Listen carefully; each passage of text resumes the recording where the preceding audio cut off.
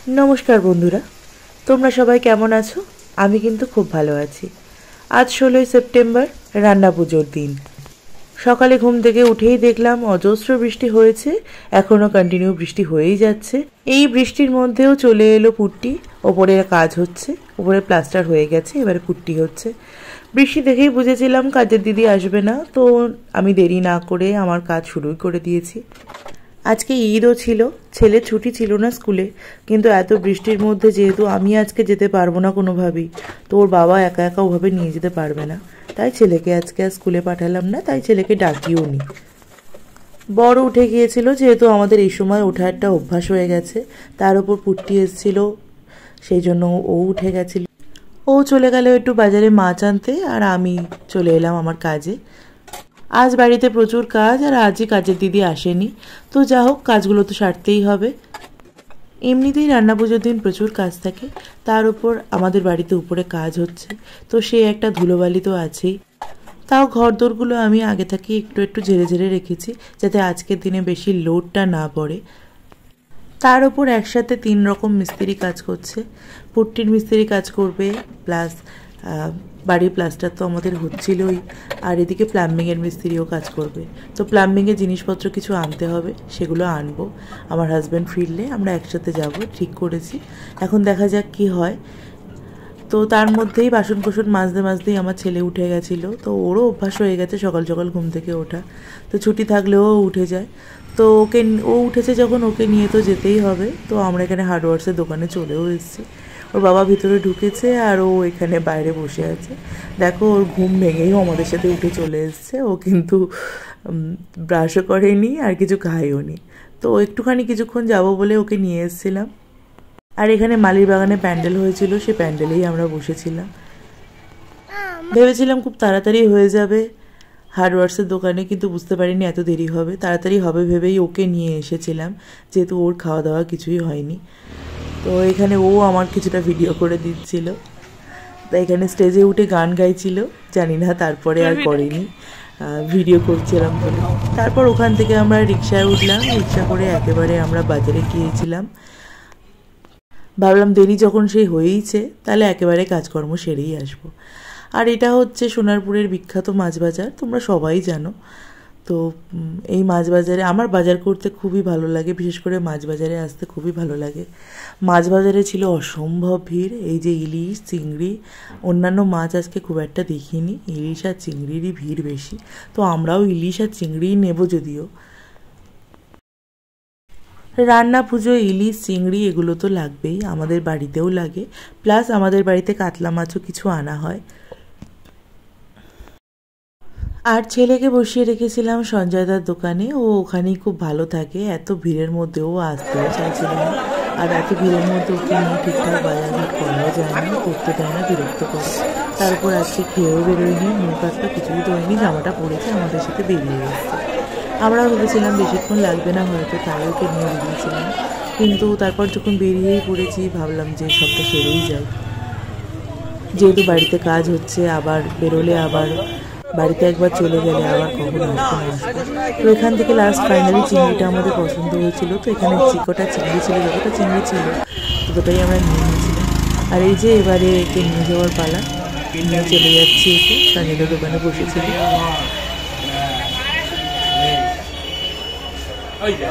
কি লিখছিস? লিখবি তুই?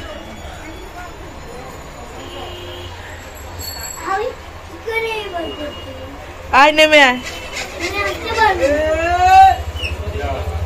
চলে যা বাবার হাত ধর গিয়ে।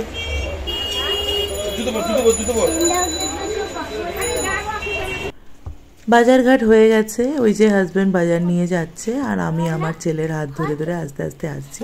আর ও ভুল ভাল বকতে বকতে আসছে। বাড়িতে এসে মাকে ইলিশ মাছগুলো দেখাচ্ছিলাম, মার ইলিশ মাছগুলো বেশ ভালোই লেগেছে। তো এই 3টে ইলিশ মাছ আমরা নিয়েছিলাম, একটা বড় আর 2টো মিডিয়াম সাইজের। আর নিয়েছিলাম চিংড়ি।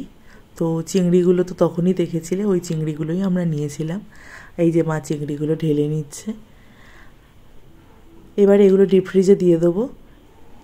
আর এদিকে এসেছিলাম মার বিছনা গোছাতে। আমার ঘরের বিছনা তো আমি সকালেই তুলে নিয়েছি। আর ইনি মহারাজ মাথা থেকে টেন্ট হাউস কিছুতেই বার করতে পারছেন না। এর রোজ টেন্ট হাউস করে দিতে হচ্ছে, আবার টেন্ট হাউস ভেঙে ফেলতে হচ্ছে, এই হচ্ছে। তো রান্নাবান্নাও শুরু করে দিয়েছি। এদিকে এসে বেগুন ভাজি আর আলু পটল দিয়ে কয়েকটা চিংড়ি মাছ দিয়ে তরকারি করব। বেশি কিছু রান্নার দিকে যাব না। তো প্লাম্বিংয়ের ওই জিনিসপত্র এসে গেছে হার্ডওয়্যার্স দোকান থেকে, তো যেগুলো আমরা কিনতে গিয়েছিলাম সেগুলো চলে এসছে। এবারে ফ্রিজটা ক্লিন করে নেওয়ার পালা, যেহেতু মাছগুলো রিফ্রিজে দিতে হবে। ফ্রিজ আমি আগের দিন থেকে ক্লিন করতে পারিনি। রান্না পুজোর আগে সবই পরিষ্কার করতে হয়। তোমাদের বাড়িতে যাদের রান্না পুজো আছে তোমরা সবাই জানো, তো আমাদের বাড়িতেও সেটা হয়। তো আমার সন্ধেবেলা রান্নার ক্ষেত্রে যে কটা কন্টেনার লাগবে সে কটা আমি বার করে নিয়েছি ধোয়ার জন্য, আর বাকিগুলো হালকা করে মুছে মাছে জায়গাটা পরিষ্কার করে আবার রেখে দিচ্ছি। তো সব মুছে ধোয়া মোছা করা সম্ভব হয় না, যেটুকু করি। আমি কিন্তু বিয়ের পর এসে দেখেছি আমার শাশুড়ি মাকে সব একসাথে নামিয়ে মুছতে ধুতে। তো মায়েরও বয়স হয়েছে, পিসিরও বয়স হয়েছে, ওরা পারে না। আর আমি তো এমনিতেও খুব একটা পারি না, ছেলে নিয়ে এমনি পারি না, তার উপর অপারেশনের পর আরও পারি না। তাই যে কটা কৌটো আমার লাগবে সন্ধ্যাবেলার রান্নায় সে কটাই আমি খালি বার করেছি ধোয়ার জন্য, আর বাদবাকি জায়গাটা পরিষ্কার করে কৌটোগুলো মুছে রেখে দিচ্ছি। এরকম কৌটো মোছা আমার বাড়িতে প্রায়ই হয়, মাও মুছে আমিও মুছি, তাও আজকের জন্য স্পেশাল করে তো মুছতেই হবে। এদিকে রান্না দুপুরের হয়ে গেছে, গ্যাস ট্যাসগুলো মুছে নিয়েছি, আর সিঙ্কে যে কৌটোগুলো ফেলেছি এইগুলোই আমার লাগবে। আরও অনেক বাসন পড়েছিল যেগুলো আমার শাশুড়ি মা আর পিসি শাশুড়ি মা অনেক মেজে নিয়েছে। রান্নাঘরটাও ক্লিন করব, কারণ রান্নাঘর পরিষ্কার করা হয়নি। তো ওখানে কটুকাটিগুলো মেজে নিয়েছি, যে কটা বাসন ছিল সেগুলোও মেজে নিয়েছি। আর রান্নাঘর দেখো একদম চকচকে বানিয়ে দিয়েছি আমি। তারপর স্নান টান করে ভাত, তো স্নান করে ফ্রেশ হয়ে চলে এসেছি। আর এই যে আমার যন্ত্র চলে এসছে। এবার আমরা দুজনে শুবো, একটুখানি শুবো, একটু রেস্ট নেবো, একে ঘুম পাড়াবো আর আমি একটু রেস্ট নেবো, নিয়ে তারপর আবার জামা কাপড় ছেড়ে রাতের জন্য শুরু হয়ে যাব। কিরে ঘুমাবি তো? ঘুমাবি না? চল শুয়ে পড়। শুয়ে পড়েছে, আমিও একটু সঙ্গে শুয়ে পড়বো। তারপর দেখা হচ্ছে আবার বিকেলবেলা, সন্ধ্যেবেলা। Bye bye bye bye. ছেলের সাথে একটু শুয়ে চোখটা লেগে গিয়েছিল, যেহেতু আমি অনেক ভোরে উঠি এখন। তো উঠে দেখি মার শুরু হয়ে গেছে, মা লেগে পড়েছে। মাকে বললাম তুমি কেন আমাকে ডাকোনি? তো মা দেখলাম নিজের কাজ করতে শুরু করে দিয়েছে। কচু শাকগুলো কুটতে অনেক টাইম লাগে। তো আমিও উঠে এসেছি, এদিকে কোটোকাটিগুলো যেগুলো মেজেছিলাম সেগুলো মুছে নিয়ে এবার মশলাপাতিগুলো ঢেলে নেব। সন্ধ্যে থেকে রান্না বসবে, এখন 3:30 কি 3:45 বাজে। এখন থেকেই মা শুরু করে দিয়েছে। তো এখন থেকে শুরু না করলে শেষ হবেও না, যেহেতু আমাদের প্রচুর রান্না আছে আমাদের বাড়িতে, তাই জন্য এখন থেকেই শুরু করতে হয়। কাটাকুটিগুলো মা করে নিচ্ছে, আর আমি এদিকে যত মশলাগুলো লাগবে সেগুলো সব কন্টেনারে আলাদা আলাদা করে ঢেলে নিচ্ছি, যাতে রান্নার সময় নিতে করতে সুবিধা হয়। আর সাজিয়ে রাখলে বেশ ভালোও লাগে, কাছাকাছি হাতের কাছে পাওয়াও যায়। দুজন মিলে অনেক গল্প করতে করতে, হাসি ঠাট্টা করতে করতে আমরা এখানে কাজগুলো সেরে নিচ্ছি। তো এখন তো প্রচুর এনার্জি, মাকে দেখিয়ে দেখিয়ে বার করে নিচ্ছি সব। তো রাত অবধি এত এনার্জি থাকে না, তখন আর ভালো লাগে না। লাস্টের রান্নাগুলো মনে হয় কখন শেষ হবে। তো আমি এই নিয়ে আমার এটা 7 বছর না 6 বছর হবে রান্না। তো আমি আমার বাপের বাড়িতে রান্না পুজো ছিল না, তো আমি খালি এতদিন পান্তা খেয়েই বেরিয়েছি। তো এই 6 বছর ধরে আমি রান্নাবান্না মার সাথে করছি। করতে কিন্তু বেশ ভালোই লাগে, কিন্তু রাতে একদম যখন 2-2:30 বেজে যায় তখন লাগে খুবই বিরক্তি, চোখ ঢুলে আসে, আর ভালো লাগে না। কারণ সারাদিন অনেক পরিশ্রম যায় রান্না পুজোর দিন। আগে তো মা সব মুছতো, সব কোটোকাটি সব ধুতো, এখন সেগুলো একটু কমিয়ে দিয়েছে, যার জন্য একটু নিস্তার। কিন্তু তাহলেও একটু কষ্ট তো থাকেই। আর যেহেতু আমার ছেলে বড্ড ছোট, তাই আমার কষ্টটা একটু বেশি হয়। আমি ছেলেকে নিয়ে অতটা পেরে উঠি না, আর আমার শরীরটাও ঠিকঠাক যায় না, যার জন্য আমি খুব একটা পেরে উঠি না, অত ধকল নিতে পারি না। জানি না মা পিসির বয়সে গিয়ে আমি কি করব। আমি এখনই ঠিকঠাক পেরে উঠি না এত ধকল নিতে, তাও যতটা মনের জোরে দেহ চালানো যায়। আমার হাজব্যান্ডও কিন্তু অনেক হেল্প করে এই রান্না পুজোর দিনে। ও এখন ঘুমাচ্ছে, একটু পরে উঠলেও অনেক কিছুতেই হেল্প করে দেবে। যতদিন ননদরা ছিল তারাও অনেকটা হেল্প করেছে, তারপর ওদের বিয়ে হয়ে গেছে, এখন তো ওরা আর কিছুতে হাত দিতে পারবে না। তো সেই জন্য এখন আমি, মা আর পিসি যতটা পারি করি। আমাদের বাড়িতে আবার উনুন জ্বালানোর নিয়ম আছে, মানে উনুন জ্বালিয়েই রান্না শুরু করতে হয়, তো যেটা পিসি করে প্রতি বছর। মার এখানে কচু কাটা হয়ে গেছে, আর তারপরে মার হাতের হালত ঠিক এই রকম। আর আমার এখানে মশলাপাতিগুলো সব বাইর করে জোগাড় করাও হয়ে গেছে, আর মার কাটাকুটি কিন্তু বেশ অনেকটাই এগিয়ে গেছে। আমি এদিকে এসেছিলাম আলু ছাড়িয়ে দিতে, মা এখানে আলুগুলো কেটে নেবে যতটুকু আলু লাগবে। আলু ভাজা প্রচুর হয় আমাদের বাড়িতে, আর তার সাথে বাঁধাকপিতে আলু লাগে, পুঁই শাকে আলু লাগে, তাই জন্য আলুগুলো ছাড়িয়ে নিচ্ছি, মা কেটে নেবে। আর এরই মধ্যে আমি আদা জিরে যেগুলো পেস্ট করতে লাগবে সেগুলো সব পেস্ট করে নিয়েছিলাম। আর এখানে আমার হাজব্যান্ড উঠে গেছে, মা এখানে আলুগুলো কাটছে, আর ও ওইদিকে কলার বড়া মাখার জন্য প্রিপারেশন শুরু করে দিয়েছে। বললাম না, ও কিন্তু অনেক হেল্প করে। আর এই মহারাজকে আমি শুইয়ে গেছিলাম কোথায়, আর সে শুয়ে আছে কোথায়। তো ফ্রিজ থেকে এবার মাছগুলো বার করে দেবো।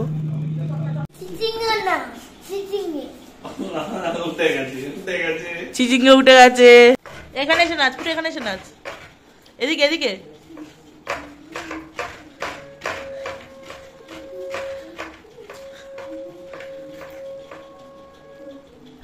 এই যে ঘুম থেকে উঠে নিজের রূপ দেখাতে শুরু করে দিয়েছে, আর আমার হাজবেন্ড এদিকে নারকেল কুড়িয়ে দিচ্ছে, আর মায়ের কাটাকুটি কিন্তু এখনও চলছে, আর আমি এদিকে কলার বড়াগুলো চটকাচ্ছি, আর আমার হাজবেন্ড এদিকে নারকেল পিঠের জন্য নারকেল গুড় এগুলো চটকে দিচ্ছে। তারই মাঝে আমি ভাজার যে আইটেমগুলো সেগুলো ধুয়ে নুন হলুদ সব মাখিয়ে দিয়েছি। মা এখানে চিংড়ি কাটতে বসেছে, আর অতগুলো চিংড়ির জন্য দেখে আমিও চিংড়ি কাটতে বসে গেছি মার সাথে। তার মাঝখানে পিসি এখানে উনুন জ্বালিয়ে দিয়েছে, আর উনুন জ্বালিয়ে আমাদের প্রথমেই কচু সেদ্ধ করতে হয়, কচু শাক সেদ্ধ করতে হয়, আর গ্যাসে বসাতে হয় প্রথমেই কলার বড়া, আর আমি এদিকে কলার বড়া ভাজতে বসিয়েও গেছি। উনুনে কচুর শাক আর গ্যাসে কলার বড়া এই দিয়ে রান্না শুরু হয় আমাদের। আর মা এখানে ইলিশ মাছগুলো কেটে নিচ্ছে। আমার মাছ কাটা দেখতে খুব ভালো লাগে, আমি মাছ কাটতে পারি না। নারকেল পিঠের জন্য ডো মাখা হয়ে গেছে আমার বরের, ও খুব সুন্দর মাখে এগুলো। আর আমি তারপরে নারকেল পিঠের জন্য ছোট ছোট করে নারকেল নাড়ুর মতো করে গুলিয়ে নিচ্ছি এগুলোকে। এবার এগুলোকে তেলে ফেলে ভাজার পালা। এই যে কয়েকটা ভেজে নিয়েছি, দেখো এইরকম করে ভাজা হয়। এদিকে পিসির কচু শাক সেদ্ধ হয়ে গেছে, বাঁধাকপি সেদ্ধ করতে বসিয়ে দিয়েছে। যত রকমের সেদ্ধ হয় সেগুলো পিসি নিয়ে বসে পড়ে। আর এদিকে আমি পিঠে ভাজতে বসে গেছি, কলার বড়া, নারকেল পিঠে, গুড় পিঠে এগুলো আমি ভেজেছি এবছর। আর এদিকে সব জোগাড়জান্তি করা, মাছ ভাজার জন্য মাছ রেডি করা, পায়েসের জন্য দুধ রেডি করা। আর মা এদিকে বসেছে আলু, কুমড়ো, বেগুন এগুলো যেগুলো ভাজা হয়, সবজি আনাজ সেইগুলো ভাজতে। তো তিনজন তিন দিকে, মা বড় গ্যাসটা নিয়েছে, আমি সিঙ্গেল ওভেনটা নিয়েছি, আর পিসি উনুনটা নিয়ে সেদ্ধ করতে বসেছে। তো এইভাবেই তিনজন মিলে রান্না তিন দিক থেকে হচ্ছে, কিন্তু তাও 2-2:30 বেজেই যায়, হয়েই যায়। আমার কলার বড়ার লাস্ট কড়াই চলছে দেওয়া, এরপরে নারকেল পিঠেগুলো ভাজবো। প্রতি বছর প্রায় এরকমই হয় রান্নাবান্না। এই যে যত রকম সেদ্ধ আছে, বাঁধাকপি, কচুর শাক, পুঁই ডাঁটা, ডাল, তারপর ওল, এই সমস্ত সেদ্ধ করতে কিন্তু আমার পিসিমা বসে যায়। আর এদিকে আমি বসে যাই গুড় পিঠে, নারকেল পিঠে আর কলার বড়া এগুলো ভাজতে। কখনো কখনো আমি আনাজ সবজিগুলোও ভাজি কোনো বছর, এবছর এটাই নিয়ে বসেছিলাম। আর মা একদিকে ভাজে আর একদিকে চচ্চড়ি বসাতে শুরু করে। তোমরা দেখলেই কলার বড়া আমার শেষ, আর এবার নারকেল বড়া ভাজতে শুরু করেছি। নারকেল বড়াগুলো ভাজা হয়ে গেলে এবার গুড় পিঠের ব্যাটারটা রেডি করব। এবছর রান্না করতে বেশ ভালো লাগছিল, কারণ গরমটা প্রত্যেক বছরের তুলনায় বেশ খানিকটা কম ছিল। আর যেহেতু আমরা ডাইনিংয়ে বসে রান্না করছিলাম, অন্য বছর আমরা দুতলার ঘরে বসে রান্না করি, যার জন্য ওখানে ফ্যান থাকে না, খুব গরম হয়। এবছর কিন্তু সেই কষ্টটা হয়নি। তো এই দেখছো, এবারে গুড় পিঠের ব্যাটার আমি রেডি করে নিয়েছি। এবার গুড় পিঠেগুলো এক এক করে ভেজে তুলে নেব। টাইম প্রচুর লাগে, এই প্রসেসটা প্রচুর টাইম টেকিং, কিন্তু যখন গুড় পিঠেগুলো কড়ায় দেওয়া হয় আর দেওয়ার পর ফুলে ওঠে, তো দেখতে ওটা ভীষণ সুন্দর লাগে। এই যে ফুলে উঠেছে, কি সুন্দর। তো খুব সুন্দর লাগে এটা দেখতে। আর আমি অনেকগুলো গুড়পিঠে প্রায় ভেজে তুলেই নিয়েছি। আর এদিকে মা বাঁধাকপি একদিকে বসিয়ে দিয়েছে, আর একদিকে চিচিঙ্গে ভাজতে বসিয়ে দিয়েছে। ভাজাগুলো মার প্রায় পুরো কমপ্লিট, ডালও মা কমপ্লিট করে নিয়েছে। আর আমার পিঠে সব কমপ্লিট হয়ে গেছে, আর আমি এদিকে বসিয়ে দিয়েছি। আচ্ছা, এখন রাত কটা বাজে? 9:30 বাজে না রাত 1টা বাজে? তুমি এখনো কেন ঘুমাওনি? এখানে এসো, এখানে এসো। কথা বলতে শিখেছি। কি হয়েছে বলো? কেন মা ছাড়া ঘুমাতে পারবে না কেন? মা তো কাজ করছে। মানে কাঁদতে হবে তো না হলে। কেন কাঁদবে কেন? মা তো ঘরেই আছে, তুমি খালি ঘুমাবে। পরে ঘুমাবে। বাই বাই, যাইও। দেখতেই পাচ্ছ রাত 1:10, এখনো কিন্তু বেশ খানিকটা রান্না বাকি। আর এদিকে পায়েস হচ্ছে, পায়েস বসিয়েছিলাম, পায়েস হচ্ছে। ইলিশ মাছ ভাজা হয়ে গেছে, বাঁধাকপি হয়ে গেছে, কাতলা মাছগুলোও ভাজা হয়ে গেছে, সমস্ত রকম ভাজা আনাজগুলো সব হয়ে গেছে। চাল কুমড়ো হয়ে গেছে, পুঁইশাক চচ্চড়ি হয়ে গেছে, ডালও হয়ে গেছে। আর পড়েছে ঠিক এতগুলো বাসন। জানি না কাল কাজের দিদি না এলে কী হবে। তো রান্না প্রায় মোটামুটি সবই কমপ্লিট।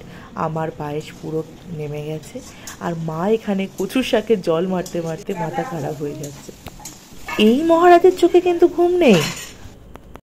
ফাইনালি সব রান্না বান্না কমপ্লিট করে ফেলেছি, আগ তুলেও নিয়েছি। তো এবার এগুলোকে এক জায়গা করে ঢাকা দিয়ে একটু গরম মুখ করে তারপর আমাদের শোয়ার পালা। আর ভালো লাগছে না। মা আর পিসি এখানে ভাতে জল দিচ্ছে। এরপরে মা গন্ডি কেটে দেবে, তারপরে গরম মুখ করব, তারপর একটু ফ্রেশ হব, তারপর ঘুমাবো। আর আমার ছেলে কিন্তু এখনও ঘুমায়নি। ওর বাবা ঘুমিয়ে পড়েছে, কিন্তু ও এখনও ঘুমায়নি। ও আমার সঙ্গেই ঘুমাবে বলেই দিয়েছে। আর মার এখানে আঁকাটা হয়ে গেছে। তো এখন ফাইনালি রাত 2:30, আর আমাদের সব কিছু রেডি। মা নমস্কার করে নিচ্ছে। আমরা গরম মুখ করতে বসে গেছি, সব কিছু একটু একটু করে নিয়ে বসে গেছি। আর খেতে ইচ্ছা করছিল না, তাও গরম মুখ তো করতেই হবে। চলে এসেছি ফ্রেশ হয়ে। এখন বাজে রাত 3:07, আর বিছনা টিছনা সবই রেডি। কিন্তু যাই হয়ে যাক, এই একজন আমার জন্য জেগে থাকে। আমি না এলে সে ঘুমায় না। এবার আমরা দুজন ঘুমাবো, দেখা যাক। কাল হয়তো স্কুল আর যাওয়া হবে না, ওর একেবারে পরশুদিন থেকে যাওয়া হবে। তো গুড নাইট। বাই বাই, দেখা হচ্ছে কাল সকালে। বাই। তারপর পরের দিন সকালে ঘুম থেকে উঠে মার সাথে আমার যাওয়ার কথা ছিল মনসা পুজো দিতে। আর আমার তো একটা লেজ আছে, আমি যেখানেই যাই এই লেজ আমার সঙ্গে সঙ্গে যায়। আমি ভাবতে পারিনি ও কাল অত রাতে শুয়েও এত তাড়াতাড়ি ঘুম থেকে উঠে যাবে। যেই আমি পাশ থেকে উঠে গেছি রেডি হওয়ার জন্য, ও উঠে গেছে। তো আমরা চলেই এসেছি আমাদের বাড়ির কাছেই একটা মনসা মন্দির, সেখানে মা প্রতি বছর পুজো দিতে আসে এখানে পরের দিন সকালে। তো এবছর আমিও এসেছি। আমি কোনো বছরই আসি না, প্রতি বছরই ভাবি আসবো, কিন্তু আমার এত ঘুম পায় আমি আর উঠতে পারি না সকালবেলা, আগের দিন অত রান্না করার পর। আর এখানে বুড়ো খোকা, তার ইচ্ছা হয়েছে সে কোলে উঠে আসবে। আমি তো অপারেশনের পর একদম কোলে নিতে পারি না, মাই নিয়ে আসছিল। পুজো দিয়ে বাড়ি চলে এসেছি। এবারে একে খাওয়াবো, নিজেও স্নান করব, করে নিয়ে আর তারপর পান্তা খাবো আর লম্বা একটা ঘুম দেবো।